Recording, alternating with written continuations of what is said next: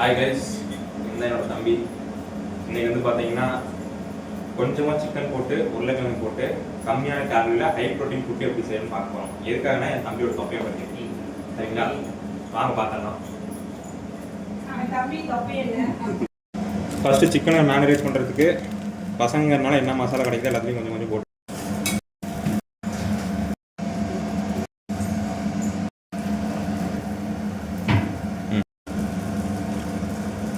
Okay.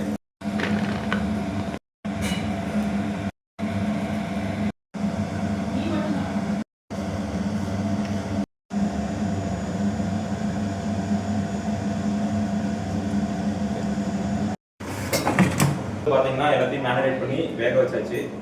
அந்த கேப்பில் பார்த்தீங்கன்னா மறக்காமல் எல்லாத்தையும் சப்ஸ்கிரைப் பண்ணிடுங்க, லைக் பண்ணிடுங்க.